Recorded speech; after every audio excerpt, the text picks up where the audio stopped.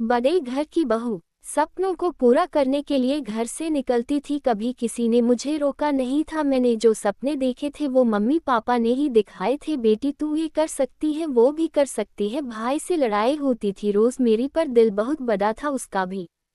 एक दिन घर आने में देर क्या हो गई, वो बेचैन सा हो गया। बहुत सुनाया मुझको और जब मेरी आंखों से आंसू आ गए तो गले भी लगाया। बोला देख बहन, हमारी जिंदगी तू ही है, इतनी लेट ना आया कर। अगर ऐसा कोई काम था तो मुझे ही बोल देती, मैं भी तेरे साथ चल लेता।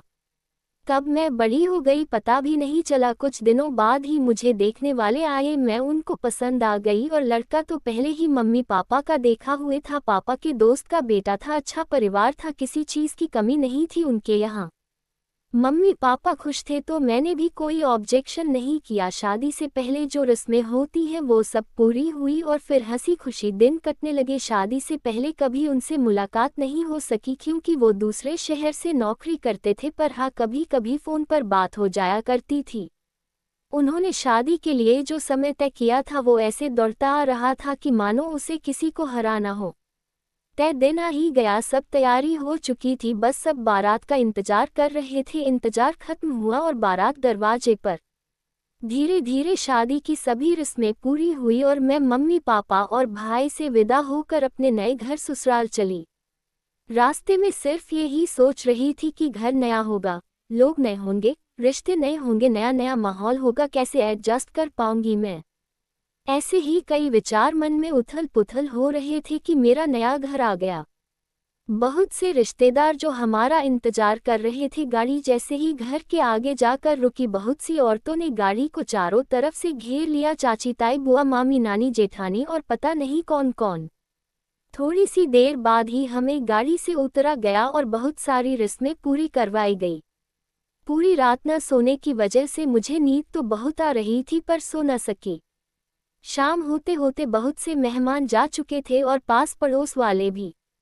बस कुछ खास लोग ही बचे थे, जैसे मेरी नंद, उसके बच्चे, नंदोई और दो बुआ, राधे छोटी वाली बुआ का लड़का और शायद 2-3 और लोग। मेरी नंद मजाक कर रही थी मुझसे, बार बार कोई बात न करके चेहरे पर अजीब सी स्माइल करती, सिर्फ यही बोलकर चली जाती, भाभी जी भाभी जी। अगले दिन मैं जैसे ही कमरे से बाहर आई तो नंद मिल गई और पूछा, भाभी जी पहली रात कैसी रही। मैं भी कुछ नहीं बोल पाए और बस हल्की सी मुस्कान कर आगे चली गई। दिन से दोपहर से शाम होती गई, मेरे मन में जो सवाल उठ रहे थे उन सब का जवाब मिलता गया मुझे। नंद के बच्चे बड़े नटखट और प्यारे थे, उनका साथ अच्छा लगा मुझे।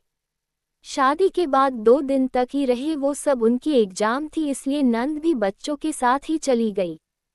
मैं भी अपने मम्मी पापा और भाई से मिलकर वापस ससुराल आ गई। उनकी नौकरी दूसरे शहर में होने व छुट्टियां पूरी होने के कारण उनको भी जाना पड़ा। जैसा मैं पहले कभी सोचती थी वैसे ही मिले हैं मुझको ये।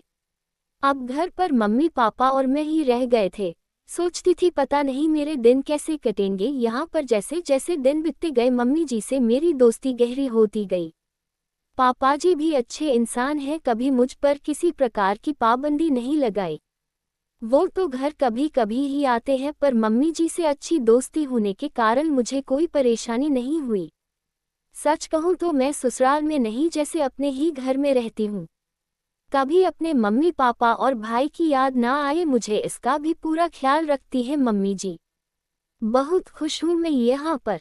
जरूरी नहीं कि लड़की को ससुराल में बड़ा सा महल, बड़ी सी गाड़ी मिले तो ही बड़े घर की बहू कहलाए। बस ससुराल वाले बड़े दिल वाले मिल जाए तो भी बेटी बड़े घराने की बहू बन जाती है। अब कभी भी घर जाती हूँ तो मेरे घर वाले ही कह देते हैं, देखो वो बड़े घर की बहू आ रही।